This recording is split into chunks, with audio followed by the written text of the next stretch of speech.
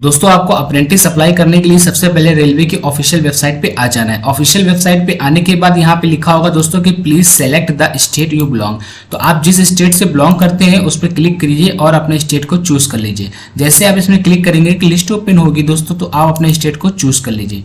तो मेरा स्टेट जो दोस्तों था वो मैंने चूज कर लिया। फिर उसके बाद आएगा आधार कार्ड नंबर। तो आपको यहाँ पे अपना सिंपली आधार कार्ड नंबर डाल देना है। आधार कार्ड नंबर है वो आप फिल कर लीजिए। फिल करने के बाद आपको दोस्तों आगे बढ़ना है। आधार कार्ड नंबर डालने के बाद दोस्तों यहाँ पे आपको लिख रहा होगा कैंडिडेट नेम। तो यहाँ पे आपकी मार्कशीट 10th में जो भी आपका नाम लिखा हो सेम एज इट इज वैसे सेम आपको यहाँ पे लिखना है। तो नाम फिल होने के बाद दोस्तों यहाँ पे आपको फादर या हस्बैंड नेम आपको चूज कर लेना है। अगर आप मैरिड हैं तो आप हस्बैंड नेम चूज कीजिए, अगर आप गर्ल हैं तो, और अगर आप बॉय हैं तो आप फादर नेम हमेशा डालेंगे। ये डालने के बाद दोस्तों आपको यहाँ पे जेंडर सेलेक्ट कर लेना है, तो जो भी आपका जेंडर है। उसके बाद यहाँ पे आपका है कम्युनिटी, तो किस कास्ट के हैं आप, SC ST किस कैटेगरी में आते हैं तो आपको चूज कर लेना है। उसके बाद आपको यहाँ पे सिंपली अपनी ईमेल आईडी दे देनी है। ईमेल आईडी देने के बाद दोस्तों यहाँ पे आपको लिखा मोबाइल नंबर, तो आपको एक सिंपली मोबाइल नंबर यहाँ पे दे देना है। और इसके बाद आपको यहाँ से डेट ऑफ बर्थ चूज कर लेना है। डेट ऑफ बर्थ चूज करने का तरीका दोस्तों ये है कि आपको सबसे पहले ईयर में क्लिक करना है और उसके बाद यहाँ से ईयर को कम कर लेना है। और जैसे ही आप यहाँ से ईयर को कम कर लेंगे तो आपका जो भी ईयर आएगा वहाँ पे आप रुक जाएंगे। उसके बाद आपको मंथ चूज करना है। उसके बाद लास्ट में आपको डेट चूज करनी है। इतना होने के बाद यहाँ पे आपका लिख कर आ जाएगा कि प्रेजेंट टाइम पे आप कितने साल के हैं। और ये जो डेट काउंटिंग है आपकी 25 अगस्त से हो जाएगी। तो 25 अगस्त तक आप जो भी एज होगी वो, और 15 साल से लेकर के दोस्तों इसकी जो एज रखी गई है वो 25 साल तक रखी गई है। तो अब यहाँ पे आपसे पूछा गया आर यू फिजिकल हैंडीकैप। अगर आप हैंडीकैप हैं तो आप यस पे क्लिक करेंगे, यहाँ पे टाइप लिख देंगे, नहीं है तो नो। और फिर यहाँ पे आपसे पूछा गया है कि एक्स सर्विसमैन, अगर आप एक्स सर्विसमैन है तो आप यस पे क्लिक करेंगे, नहीं है तो आप नो। यहाँ से आप लिखा है कि ITI पास द ट्रेड, तो आप किस आप ITI किस ट्रेड से पास हुए हैं, तो यहाँ पे आपको क्लिक करना है और जो भी आप इसकी इसमें ट्रेड है वो आपको चूज कर लेना है।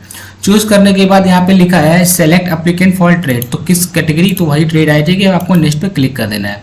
जैसे नेक्स्ट पे क्लिक करेंगे तो देखिए दोस्तों ये रजिस्ट्रेशन आपका ओपन होकर आ जाएगा। तो ये रजिस्ट्रेशन डिटेल है आपकी सेम एज इट इज इस तरह से आएगी। उसके बाद या तो आप इसकी एक फोटो ले लीजिए या फिर आप इसको रख लीजिए, स्क्रीनशॉट ले लीजिए। फिर आपसे यहाँ पे पूछेगा दोस्तों, यहाँ पे आपको क्लियर करना है और उसके बाद यहाँ पे रजिस्टर पे आपको दोस्तों क्लिक कर देना है। सिंपली आप जैसे रजिस्टर पे क्लिक करेंगे तो आपका दोस्तों रजिस्ट्रेशन हो जाएगा। देखिए दोस्तों यहाँ पे लिख कर आ चुका है कि आपका रजिस्ट्रेशन सक्सेसफुली हो गया। और योर रजिस्ट्रेशन यहाँ पे लिखा your registration ID password send your register email ID OTP on send your mobile. आप यहाँ पे लिखा है क्लिक हियर टू लॉगिन, और यहाँ पे आपको क्लिक करके लॉगिन कर लेना है दोस्तों। अब यहाँ पे आपको एक रजिस्ट्रेशन ID और एक रजिस्ट्रेशन पासवर्ड आपकी ईमेल ID और फोन नंबर दोनों में भेजा गया हो वो आपको डाल के यहाँ पे लॉगिन करना है। इसमें आपका कोई भी एग्जाम नहीं होगा, आपको पता होगा दोस्तों। तो आप सिंपली डालने के बाद लॉगिन पे क्लिक करेंगे। जैसे दोस्तों लॉगिन पे क्लिक करेंगे तो यहाँ पे आप नेवर कर लीजिए, सेव का ऑप्शन आएगा। अब यहाँ पे देखिए एक मोबाइल नंबर पे आपके OTP भेजा जाएगा जो आपको वेरीफाई कराना होगा। तो यहाँ पे आपको एक मोबाइल नंबर आपका जो भी दिया होगा यहाँ पे लिख के आ जाएगा इस जगह पे। मैं इसको ब्लर कर दिया हूँ दोस्तों प्राइवेसी के लिए। और यहाँ पे आपको अपना OTP डाल देना है, फिर वेरीफाई करना है। दोस्तों अगर आपके पास OTP 3 मिनट के अंदर नहीं आता है तो आपको रीसेंड पे OTP पे क्लिक कर देना है और आपके पास दोबारा से OTP आ जाएगा। दोस्तों फाइनली मेरे पास OTP रिसीव हो चुका और ये कॉल पे OTP आया दोस्तों। तो आपके पास भी ऐसा ही कॉल आएगी और OTP आएगा। अगर मैसेज नहीं आता तो आप रीसेंड पे क्लिक करेंगे तो आपके पास एक कॉल आ जाएगी। तो मेरे पास जो OTP आया मैं दोस्तों वो डाल लेता हूँ। दोस्तों मेरे पास OTP आ चुका है। फाइनली डालने के बाद आपको यहाँ पे क्या करना है, चेक पे क्लिक करके उसके बाद दोनों वेरीफाई मोबाइल नंबर पे पहले क्लिक कर लेना। देखिए दोस्तों वेरीफाई हो चुका है। और वेरीफाई होने के बाद यहाँ पे लिखा है इंटर ओल्ड पासवर्ड और इंटर न्यू पासवर्ड और न्यू कंफर्म पासवर्ड। तो आपका जो ओल्ड पासवर्ड था यानी आपके फोन में जो भेजा गया था दोस्तों पहले पासवर्ड, उस पासवर्ड को आप यहाँ पे डाल लीजिए और डालने के बाद एक नया पासवर्ड आप बना लीजिए। डालने के बाद दोस्तों यहाँ पे अपडेट पे क्लिक कर देना है।